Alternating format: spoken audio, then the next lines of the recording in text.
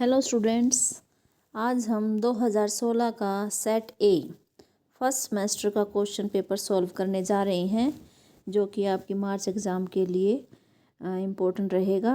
Most important questions हैं इसमें, आप इनको अच्छे से कर लेना, वीडियो को लास्ट तक देखना।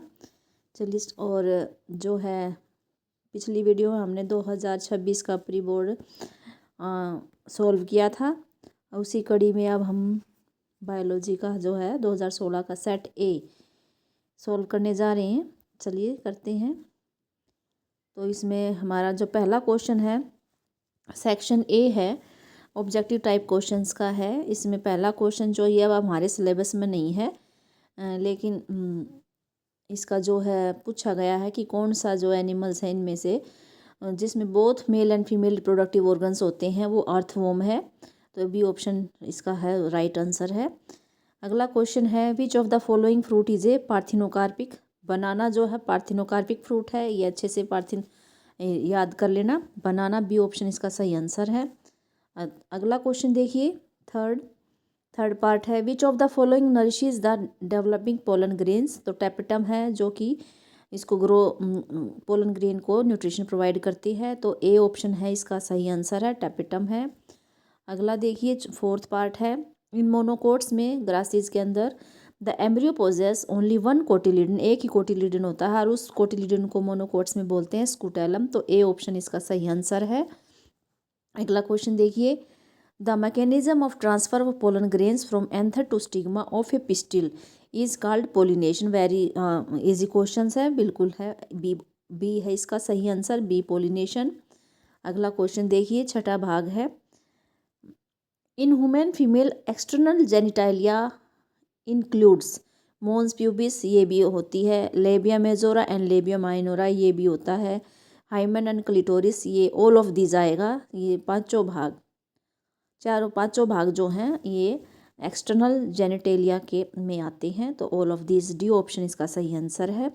अगला देख लीजिए, विच of the following is secondary producers. देखिए सेकेंडरी प्रोड्यूसर पूछा गया है, तो हमने हर्बीवोर्स जो है वो सेकेंडरी प्रोड्यूसर होता है, ग्रीन प्लांट्स जो है वो प्राइमरी प्रोड्यूसर होता है, और उस ग्रीन प्लांट्स को खाने वाला जो होता है उसको उस पर डिपेंड करता है वो हर्बीवोर्स है, वो सेकेंडरी होगा। हर्बीवोर्स पे जो डिपेंड करेगा वो है कार्निवोर्स टर्स्टी प्रोड्यूसर्स आ जाएंगे, तो इसका जो राइट आंसर है वो ए ऑप्शन है, हार्बीवोर्स हैं। भारत में how many biosphere reserves are in the India, कितने बायोस्फीयर रिजर्व्स हैं। ये 2016 का क्वेश्चन पेपर है, उस समय 14 ही बायोस्फीयर रिजर्व्स थे, लेकिन अब जो है 18 हो चुके हैं, तो इसका जो ऑप्शन है 14 वो सी ऑप्शन है, वो सही आंसर है। लेकिन आज जो संख्या इसकी बढ़ गई है, 18 हो गए हैं, ये अच्छे से याद कर लेना। Expand the term STD, full form बतानी है, तो सेक्सुअली ट्रांसमिटेड डिजीज़, ये इसकी फुल फॉर्म है। और अगला क्वेश्चन है, ये जो 10वां 11वां भाग है ये हमारे अब सिलेबस में नहीं है, 2016 में तो थे।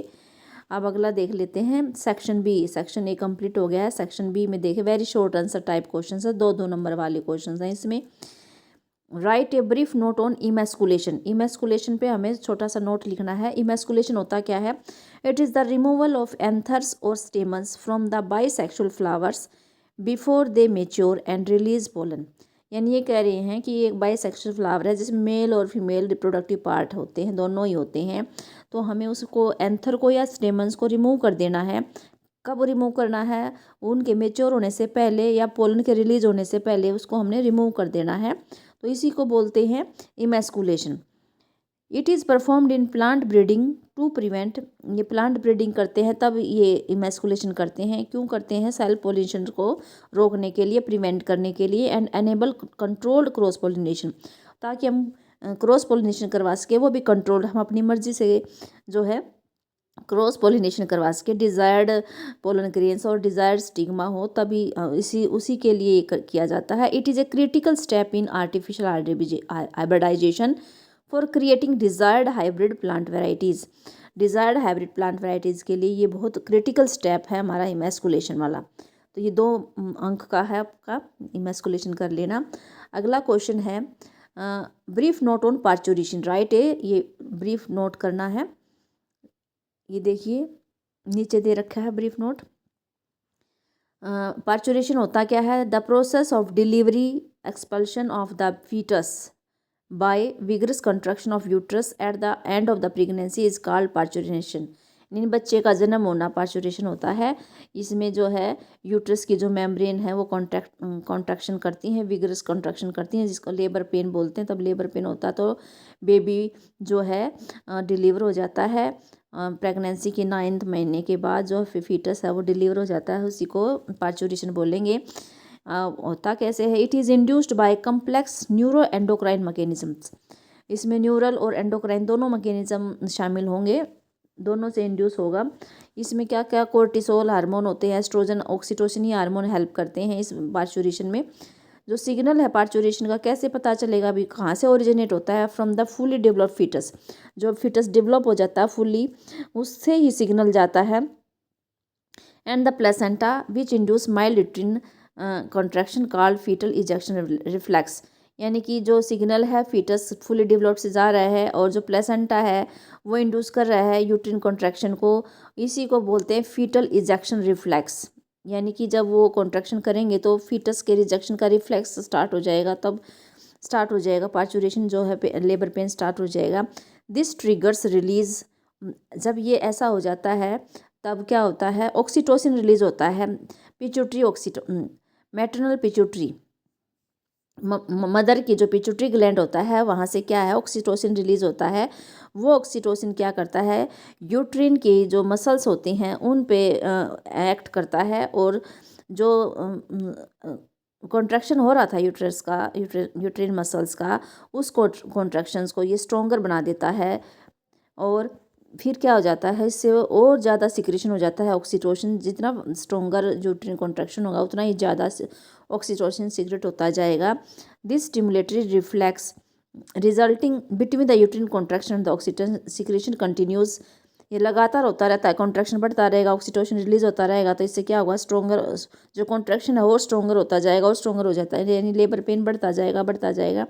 इससे क्या होगा? This leads to expulsion of the baby out of the uterus. ये से बेबी यूट्रस से बाहर आ जाएगा through the birth canal vagina, बाहर आ जाएगा, इसी को पार्चुरेशन बोलते हैं। तो ये 2 अंक का क्वेश्चन है। जो हमारा बायोटिक कम्युनिटी है, अगला क्वेश्चन ये भी हमारे सिलेबस में नहीं है। जेनेटिक डाइवर्सिटी देख लीजिए। जेनेटिक डाइवर्सिटी क्या होती है? Variations of gene with in species, यानी एक स्पीसीज के अंदर ही जीन्स के अंदर वेरिएशंस आना ही जेनेटिक डाइवर्सिटी कहलाता है। A single species might show high diversity, एक सिंगल स्पीसीज भी बहुत ज़्यादा हाई डाइवर्सिटी शो कर सकता है जेनेटिक लेवल पे ओवर इट्स डिस्ट्रीब्यूशनल रेंज। मतलब वो कहाँ कहाँ डिस्ट्रीब्यूटेड है, एक स्पीसीज़ कई जगह डिस्ट्रीब्यूट हो सकती है, तो उस स्पीसीज़ में बहुत ज़्यादा जीन में डाइवर्सिटी हो सकती है। एग्जाम्पल दे रखा है, genetic variation shown by the, एक मेडिसिनल प्लांट है रोल्फिया वोमिटेरिया, जो कि हिमालयन रेंजेस पे अलग अलग जगह पर ग्रो करता है।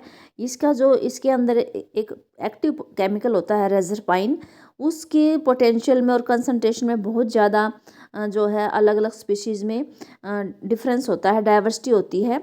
तो ये इसका एक एग्जांपल हो गया। भाई है एक ही स्पीशीज़, एक ही पौधा है, लेकिन वो अलग अलग जगह डिस्ट्रीब्यूटेड हुआ है, तो अलग अलग जगह है उसमें उसका पोटेंशियल है, उसकी कंसंट्रेशन है उस केमिकल की रेजरपाइन की, वो अलग अलग है। तो ये जीन लेवल पे ही होगा। जीन लेवल में डाइवर्सिटी, इसलिए इस केमिकल की भी डाइवर्सिटी हो गई है। अब दूसरा एग्जाम्पल हो गया हमारा, दो एग्जाम्पल और दे रखे हैं, राइस का और मैंगो का। राइस की लगभग 50,000 जो जेनेटिकली डिफरेंट स्ट्रेन्स हैं। देखो 50,000, एक चावल कितनी सारी स्ट्रेन्स हैं जो कि जेनेटिकली डिफरेंट हैं। और इसी तरह मैंगो की भी 1000 वेराइटीज़ हैं। तो इस तरह से ये जेनेटिक डाइवर्सिटी का आप दे सकती हो। अगला जो है ई वेस्ट वाला हमारा अगर क्वेश्चन नहीं है, what do you know about e waste, write briefly. ये अब सिलेबस में नहीं है। आप write a note on deforestation, ये बिल्कुल इजी क्वेश्चन है। डिफॉरेस्टेशन तो आपको आता ही है, देख लेते हैं डिफॉरेस्टेशन क्या है। It is a large scale permanent removal of trees, यानी बड़े स्केल पर बहुत ज़्यादा मात्रा में पेड़ों को रिमूव कर देते, परमानेंटली रिमूव कर देते हैं जंगलों को, पेड़ों को। तो और ये क्यों हो रहा है? ये सारा ये ह्यूमन एक्टिविटीज़ के कारण हो रहा है। वो क्या करते हैं, वो जहाँ पर ये पेड़ लगे होते हैं या तो वहाँ उनको फैक्ट्री लगानी होती है, या वहाँ कोई दूसरी खेती करनी होती है, या कोई डेवलपमेंट का और कोई बिल्डिंग बनानी होती है, रोड बनाना होता है, कुछ भी करना होता है, तो उसके लिए वो परमानेंटली रिमूव कर देते हैं ट्रीज़ को, फॉरेस्ट को, तो उसको डिफॉरेस्टेशन बोल देते हैं। ये क्रिटिकल एनवायरमेंटल इशू है दैट इम्पैक्ट बायोडाइवर्सिटी, जिसका भी बायोडाइवर्सिटी पे इम्पैक्ट पड़ता है, जो हमारा क्लाइमेट है उसको वो चेंज हो रहा है इसके कारण, और वाटर साइकिल भी डिसरप्ट हो रही हैं and affect the livelihood of indigenous communities, और जो वहाँ जंगलों में और आसपास जो लोग रहते हैं उन पर भी, उनके जीवन पर भी प्रभाव पड़ता है। तो इस तरह से ये डिफॉरेस्टेशन एक हानिकारक है, इसकी बहुत सारी डिसएडवांटेजेस हैं। अगला क्वेश्चन देखिए, differentiate between natality and mortality. Natality और मोर्टेलिटी में क्या डिफरेंस है? बिल्कुल इजी क्वेश्चन है। नेटेलिटी होती है बर्थ रेट, मोर्टेलिटी होती है death rate. Natality, the number of births during a given period in the population that are added to the initial density, यानी कि कुछ लिमिटेड टाइम पीरियड होता है, उस टाइम पीरियड के दौरान कितने जो बर्थ हुए हैं उसको, और वो इनिशियल डेंसिटी में ऐड हो जाते हैं, तो उसको नेटिलिटी बोलेंगे। मोर्टेलिटी क्या होता है कि गिवन टाइम पीरियड में कितने में डेथ हुई हैं पॉपुलेशन के अंदर, और वो इनिशियल डेंसिटी से वो रिमूव हो जाएंगे। ठीक है।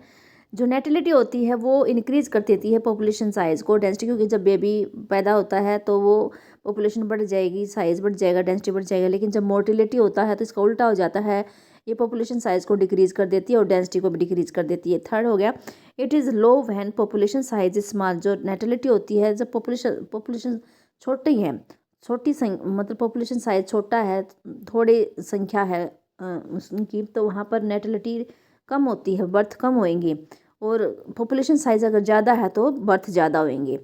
और यहाँ पर जो मोर्टेलिटी इसमें उल्टा है, जब पॉपुलेशन साइज स्मॉल होगा तो वह डेथ ज़्यादा होती हैं, और पॉपुलेशन साइज बड़ा होता है तो डेथ कम होती हैं, इसमें उल्टा है। तो ये हमारा ये क्वेश्चन कंप्लीट हो गया है। अगला क्वेश्चन जो है 8वां भी कंप्लीट हो गया है, आगे देख लेते हैं। अब pyramid of number in A grassland is always upright, comment. ये कह रहे हैं कि पिरामिड ऑफ नंबर जो है अपराइट भी होता है, इन्वर्टेड भी होता है, लेकिन ये कह रहे हैं ग्रासलैंड में सिर्फ अपराइट ही होता है, हमेशा अपराइट होता है। इस पर कमेंट करना है हमें। देख लेते हैं अगला question. Pyramid of number in A grassland ecosystem is always upright. जो प्राइमरी प्रोड्यूसर क्यों होता है, देखिए एक बार ये पिरामिड देख लीजिए। सबसे नीचे जो होते हैं प्रोड्यूसर है, प्रोड्यूसर यानी यहाँ ग्रास है, ग्रास की संख्या ज़्यादा होती है तो ये ज़्यादा बड़ा हो गया। उसके आगे प्राइमरी कंज्यूमर हो गए, उस ग्रास पे डिपेंड होने वाले कंज्यूमर्स की संख्या कम होती है, नंबर कम होता है। फिर सेकेंडरी कंज्यूमर देखिए, जो प्राइमरी कंज्यूमर्स पे डिपेंड हैं खाने के लिए, वो उनकी संख्या कम होती है, और जो सेकेंडरी कंज्यूमर है वो सेकेंडरी कंज्यूमर जो डिपेंड करता है वो टर्शरी कंज्यूमर है, उसकी संख्या और भी कम है। तो इसी तरह ये संख्या जो है बेस पे ज़्यादा है और टॉप पे कम है। Primary consumers are more in number than the secondary consumers. जैसे बर्ड्स लगा लीजिए, जैसे यहाँ प्राइमरी प्रोड्यूसर्स तो हो गया, ग्रास हो गया, प्राइमरी कंज्यूमर्स हो गया, ग्रास ऊपर लगा लीजिए, और प्राइमरी कंज्यूमर्स मोर हैं number than the secondary consumers, birds लगा लीजिए, and secondary consumers are more in number than the tertiary consumers. Tertiary हो जाएंगे, ईगल हो जाएंगे। Number of individuals decreases as one move from base to top. तो ये इसका हमारा इसलिए ये अपराइट रहेगा। प्रोड्यूसर्स हमेशा संख्या में ज़्यादा होते हैं और टॉप पे वो कम है, तो ये हमेशा क्या रहेगा, अपराइट रहेगा। अगला क्वेश्चन अभी हमारे सिलेबस में नहीं है। ये देखिए, right a note on geitonogamy. Geitonogamy क्या होता है? 3 नंबर का अगला सेक्शन हमारा स्टार्ट हो गया, 3 नंबर वाला सेक्शन सी। जीटोनोगेमी देख लेते हैं क्या है। जीटोनोगेमी है transfer of pollen grains from the anther to the stigma of another flower of the same plant. ये बात याद रखनी है, फूल दूसरा है लेकिन प्लांट सेम है। डायग्राम में देखिए एक बार, ये एक पौधा है, इसके 3 फूल आ रखे हैं, तो एक फूल से जो है, एक फ्लावर से जो पोलन ग्रेन है दूसरे फ्लावर के स्टिग्मा पर जब जा रहे हैं, ट्रांसफ़र हो रहे हैं, इसी को जीटोनोगेमी बोलते हैं। तो सेम प्लांट है लेकिन फ्लावर अलग अलग हैं, ये ध्यान रखना है। ये वैसे तो फंक्शनली तो एक क्रॉस पोलिनेशन दिख रही, भाई एक फ्लावर से दूसरे फ्लावर में जो है पोलन ग्रेन जा रहे हैं, लेकिन जब और इसमें पोलिनेटिंग एजेंट दिखा रखा है, इंसेक्ट दिखा रखा है। जेनेटिकली लेकिन ये सिमिलर होता है ऑटोगेमी यानी सेल्फ पोलिनेशन के सिमिलर होता है, क्योंकि जो पोलन ग्रेन्स हैं वो एक ही प्लांट से आए हैं, इसलिए ये जेनेटिकली ऑटोगेमी है और फंक्शनली क्रॉस पोलिनेशन है, इसलिए इसको बोला गया है जिटोनोगेमी है। अगला क्वेश्चन देख लेते हैं। Describe in short the intrauterine devices देख लेते हैं। इंट्रायूट्रिन डिवाइसेस क्या है? इंट्रायूट्रिन डिवाइसेस है आईयूडी की फुल फॉर्म है intrauterine devices. These devices are inserted by doctor और एक्सपर्ट नर्सिस, यानी कि इस डिवाइस को इंसर्ट करने के लिए एक्सपर्ट चाहिए, डॉक्टर चाहिए, नर्स भी होनी चाहिए, जो एक्सपर्ट होगी वो यूट्रस में डाल देते हैं थ्रू वेजाइने के। और ये किस रूप में? IUDs are presently available as the non medicated IUDs के फॉर्म में प्रेजेंट है। लिप्स बोलेंगे नॉन मेडिकेटेड, ये एक एक नंबर में क्वेश्चन पूछ लेते हैं, तो अच्छे से याद रखना है। नॉन मेडिकेटेड कौन सा होता है? लिप्स लूप होता है। कॉपर रिलीजिंग कौन से होते हैं? कॉपर टी, जैसे नाम ही कॉपर है, copper T, copper 7, multi load 375। इसका क्या फंक्शन है कॉपर वाले का? ये कॉपर आयन रिलीज करते हैं, और ये कॉपर आयन क्या कर देते हैं? स्प्रेस कर देते हैं स्पर्म मोटिलिटी को और फर्टिलाइजिंग कैपेसिटी को, दोनों चीज़ों को स्प्रेस कर देंगे, यानी दबा देंगे। मोटिलिटी भी कम कर देंगे उसकी, और उसकी फर्टिलाइजिंग कैपेसिटी होती है स्पर्म्स की, उसको भी कम कर देते हैं, स्प्रेस कर देते हैं। हार्मोन रिलीजिंग आयोडीज कौन से होंगे? प्रोजेस्टा, सर्ट है, LNG-20 है, ये भी अच्छे से याद रखना है कौन सा है hormone releasing. Make the uterus unsuitable for implantation and cervix hostile to the sperms. इसमें क्या है? यूट्रस को अनसुटेबल बना देते हैं। हार्मोन जब हार्मोन के फॉर्म में ये अगर लेते हैं, यूज़ करते हैं ये आईयूडीज़, तो वो क्या कर देते हैं? वो यूट्रस को अनसुटेबल बना देता है ताकि उसमें इम्प्लांटेशन ना हो। फर्टिलाइजेशन के बाद जो है इम्प्लांटेशन होती है, तो इम्प्लांटेशन नहीं होने देते, फर्टिलाइजेशन तो हो जाती है। एंड सर्विक होस्टाइल तो स्पर्म्स, और जो सर्विक्स होता है वो स्पर्म के लिए मतलब एक होस्टाइल हो जाता है, उसके मतलब अनफेवरेबल कंडीशन हो जाती हैं स्पर्म के लिए। अब इन सभी आयोडीज का ये इनके फंक्शन तो बताइए, सभी का कॉमन फंक्शन क्या है? ये इंक्रीज कर देते हैं phagocytosis of the sperm with in the uterus, यानी यूट्रस के अंदर क्या कर देते हैं? स्पर्म को फैगोसाइटोसिस को निगल जाना, खा जाना, स्पर्म को खा जाती है सभी की सभी, उसका मतलब मार देती है स्पर्म को। आयोडीज आर आइडियल कंट्रासेप्टिव हैं और फॉर द फीमेल्स के लिए who want to delay pregnancy, जो प्रेगनेंसी को डिले करना चाहती हैं, दो बच्चों के बीच में स्पेस चाहती हैं, उनके लिए आइडियल कंट्रासेप्टिव्स आयोडीज। और ये ज़्यादा मोस्ट वाइडली एक्सेप्टेड मेथड है कंट्रासेप्शन का इन इंडिया में। तो ये इसका हमारा क्वेश्चन हो गया। अगला क्वेश्चन देख लेते हैं, ये 3 नंबर का हो गया। अगला देख लेते हैं 13वां क्वेश्चन। 13वां जो है ये हमारा जो फॉस्फोरस साइकिल अब सिलेबस में नहीं है, बायोमैग्निफिकेशन भी अब नहीं है। ऑर्गेनिक फार्मिंग देख लेते हैं। ऑर्गेनिक फार्मिंग क्या कहती है? Organic farming is a farming system with minimal और नो यूज़ ऑफ केमिकल्स। देखो ऑर्गेनिक फार्मिंग होता है जिसमें हम केमिकल्स और ये केमिकल्स, फर्टिलाइज़र, हर्बिसाइड्स, पेस्टिसाइड्स का यूज़ ना करें, करना भी पड़े तो थोड़ा बहुत करें। And with the maximum input of organic manures, यानी ज़्यादा से ज़्यादा ऑर्गेनिक खादों का इस्तेमाल करें, मैन्योर्स का, और रिसाइकल्ड फार्म वेस्टेज, उसमें ऑर्गेनिक मैन्योर डाल देंगे, रिसाइकल्ड फार्म वेस्ट जैसे स्ट्रो एंड लाइव स्टॉक एक्सक्रीटा डाल देंगे। Use of bio agents use कर लेंगे एज ए बायो फर्टिलाइजर्स, जैसे कि blue green algae, fungi, bacteria, उनसे बायो फर्टिलाइजर्स बन जाते हैं। नीम की पत्तियाँ और हल्दी ये डाल देते हैं जब हम उसको स्टोर करते हैं, ग्रेन स्टोर करते हैं स्टोरेज के, बायोपेस्टिसाइड्स की तरह। यानी एक भी हमने केमिकल यूज़ नहीं करना है ऑर्गेनिक फार्मिंग में। जब फसल को उगाते हैं तब भी, कल्टीवेटिंग करते हैं, हार्वेस्टिंग करते हैं या स्टोर करते हैं, किसी भी समय हमें केमिकल का यूज़ नहीं करना है। विद हेल्दी क्रॉपिंग सिस्टम्स, हम हेल्दी क्रॉपिंग सिस्टम करके, जैसे मिक्स्ड क्रॉपिंग कर दी, इंटर क्रॉपिंग कर दें, क्रॉप रोटेशन से करके भी हम ऑर्गेनिक फार्मिंग जो है उसमें फ़ायदा हो सकता है। ये क्रॉपिंग सिस्टम क्या है? Insect, paste and weed control के लिए बेनिफिशियल होती हैं, और ये न्यूट्रिएंट्स तो प्रोवाइड करती ही हैं सोइल को, लेकिन ये क्या करती हैं? ये इंसेक्ट, पेस्ट और इनके लिए, इन वीड कंट्रोल के लिए भी बेस्ट हैं। तो इस तरह से आप ऑर्गेनिक फार्मिंग लिख सकते हैं। अगला सेक्शन डी हमारा अब स्टार्ट हो गया है। जैव 5 नंबर वाले क्वेश्चन आ गए हैं। जैव विविधता को describe various method of biodiversity conservation, हमें मेथड बताने हैं कि हम बायोडाइवर्सिटी को कैसे सुरक्षित रख सकते हैं, कैसे संरक्षित रख सकते हैं। आगे देखिए इसके उपाय क्या हैं।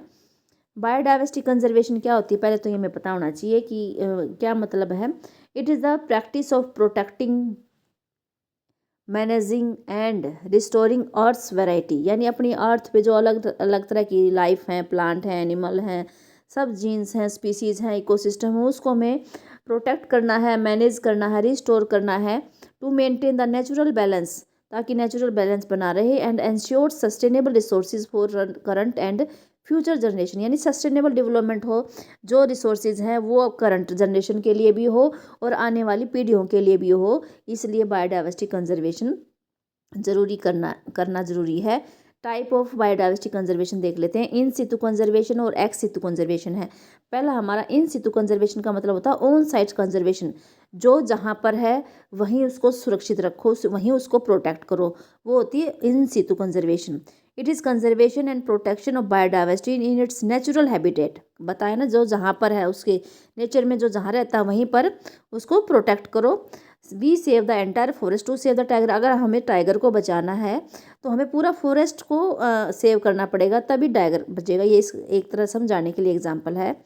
Ecologically unique and biodiversity rich regions are legally protected, यानी जो इकोलॉजिकली यूनिक हैं, जहाँ बायोडाइवर्सिटी बहुत ज़्यादा है, वहाँ पर मतलब गवर्नमेंट ने भी कुछ कानून बनाए हैं, वो लीगली प्रोटेक्ट कर रहे हैं। जैसे बायोस्फीयर रिजर्व बना दिए हैं, नेशनल पार्क बना दिए हैं, वाइल्ड लाइफ सेंचुरीज बना दी हैं, तो इनमें कुछ बैन कर दिया है कि वहाँ पर शिकार वगैरह नहीं हो सकते हैं, वुमेन एक्टिविटीज़ में नहीं हो सकती हैं।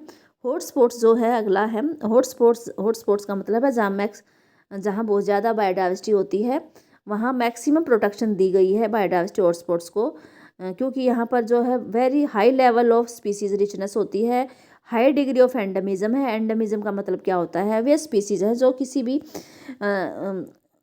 किसी और जगह नहीं पाए जाते, बस एक ही जगह है और वो कहीं और वहाँ ख़त्म हो जाएंगी, एक्सटिंक्ट हो जाएंगी, तो पूरे वर्ल्ड यूनिवर्स से वो एक्सटिंक्ट हो जाएंगी, इसलिए एंड यहाँ इसको बचाना बहुत ज़रूरी है। देर आर 34 बायोडाइवर्सिटी हॉटस्पॉट्स है आइडेंटिफाइड हैं, तो इनको अच्छे से प्रोटेक्ट करना है, इस पर मैक्सिमम प्रोटेक्शन इनको देनी है, प्रोटेक्शन देनी है, ताकि हमारी डाइवर्सिटी बची रहे। सैक्रेड ग्रुव्स हो गया।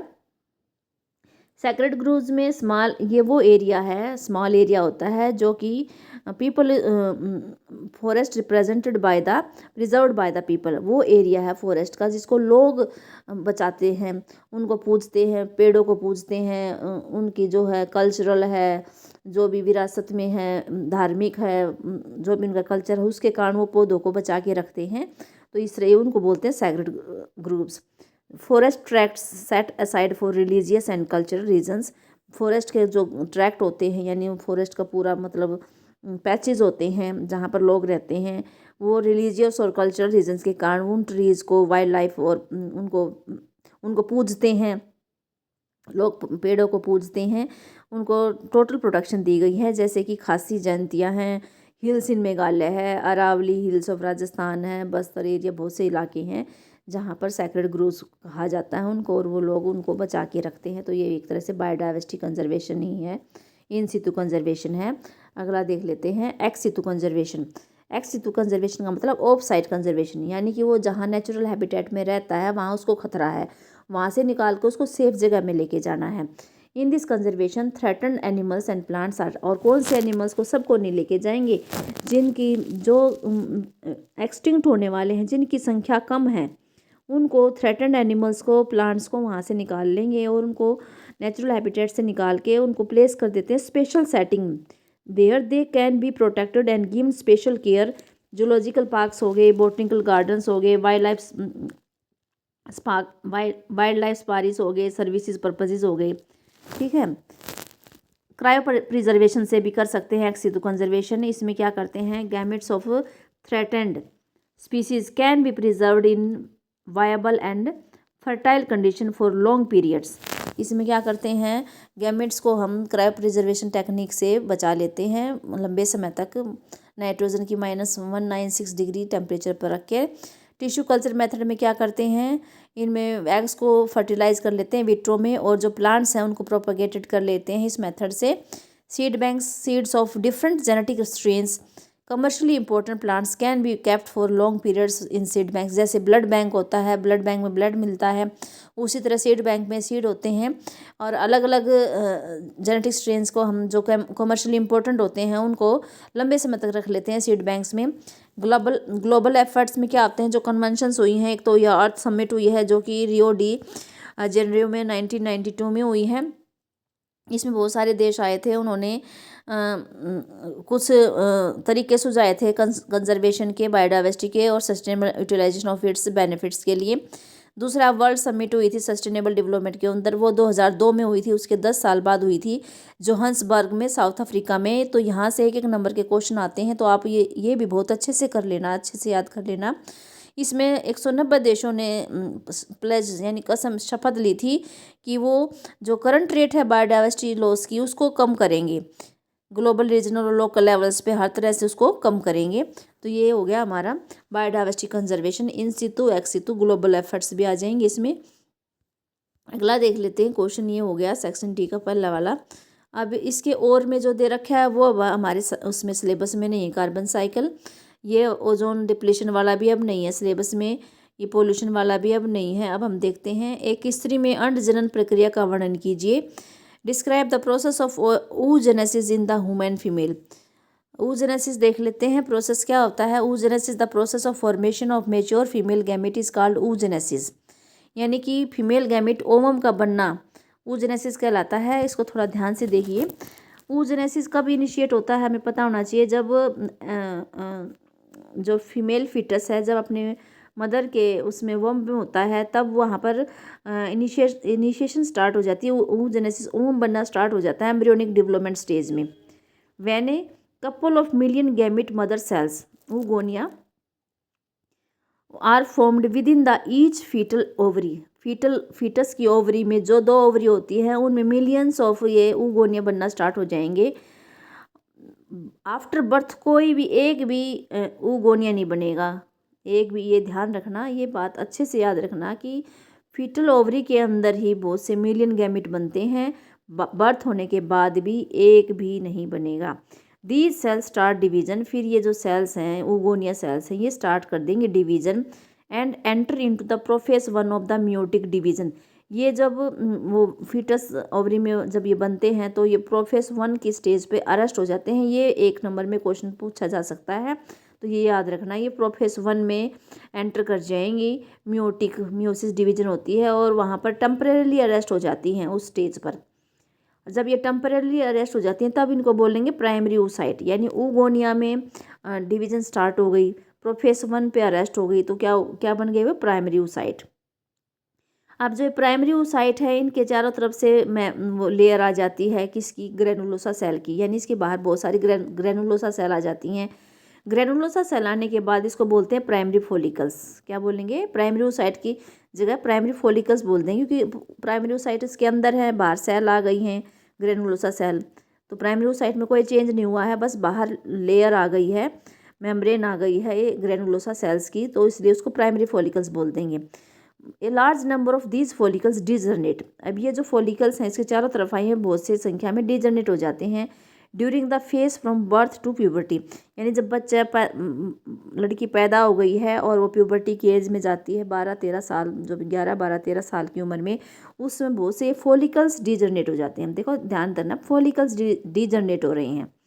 देयरफॉर एट प्यूबर्टी के समय क्या होता है, only 60,000 to 80,000 primary follicles are left in each ovary, यानी प्राइमरी फॉलिकल डिजनरेट हो रहे हैं, उसके अंदर प्राइमरी oocyte भी होता है। देखो मिलियंस बनते हैं जब फीटल ओवरी में जब इनिशिएशन होता है तो मिलियंस बनते हैं, लेकिन जब वो प्यूबर्टी तक पहुंचते हैं तो बहुत सारे जो प्राइमरी फॉलिकल्स हैं वो डिजनरेट हो चुके होते हैं। तो प्यूबर्टी तक पहुंचते पहुंचते कितने बच गए हैं, 60 से 80 हज़ार बच गए हैं।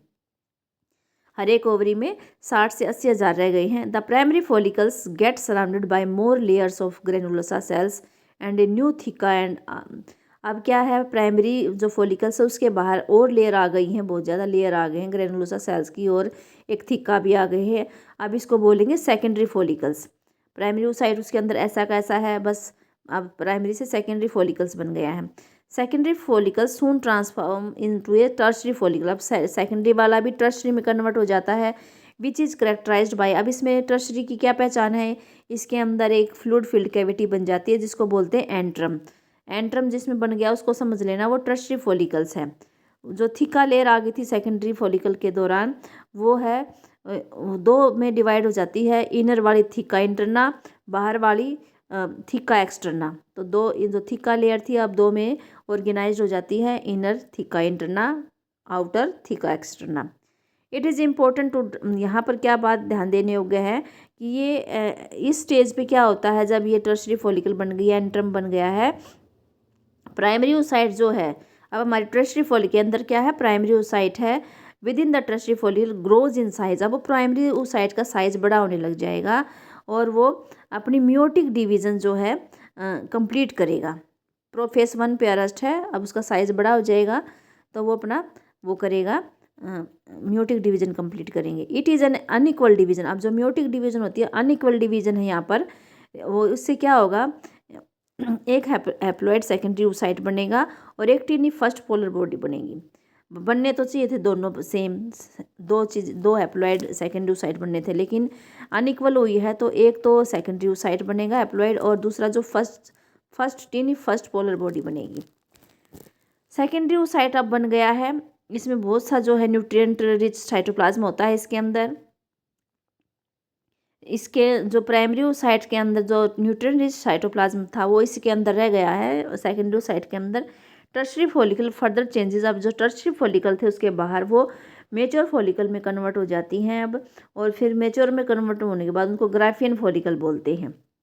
The secondary oocyte forms a new membrane. अब सेकेंडरी जो oocyte हो एक नई मेम्ब्रेन बनाते हैं जिसको जोना पेलोसिडा बोल देते हैं, जो उसके बाहर होगा। The Graafian follicle ruptures. अब ग्राफियन फॉलिकल रप्चर हो जाएगी और रप्चर होने के बाद क्या है, सेकेंडरी oocyte बाहर निकलेगा ओवरी से by the process called the ovulation. उसको क्या बोलेंगे, ओवुलेशन। ये था इसका। अब इसका डायग्राम देख लीजिए। ऊगोनिया दिखा रखा है, ये फीटल लाइफ दिखा रखी है। पहले फीटल लाइफ में देखो 1 सेल से 2, फिर 2 से 4 बन गई हैं, तो ये यहाँ पर एक तरह से क्या हो रहा है, माइटोसिस हो रही है, ऊगोनिया है और माइटोसिस डिफ्रेंशिएशन हो रहा है। फिर प्राइमरी oocyte बना। प्राइमरी oocyte कब बनता है, जब उसके बाहर लेयर आ जाती है फॉलिकल्स की, तब बनता है।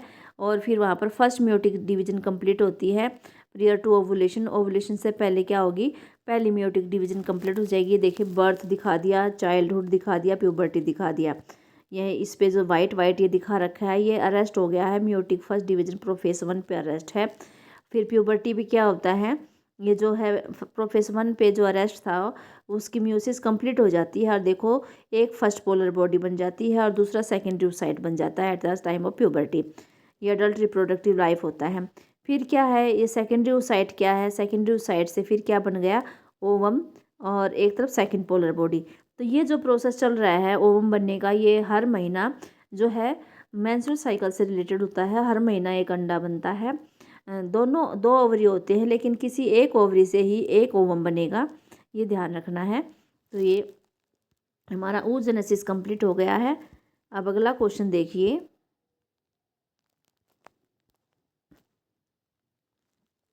अब पूछा गया है what do you know about the apomixis and the polyembryony. पहले इसके बारे में देख लेते हैं, एपोमिक्सिस क्या है।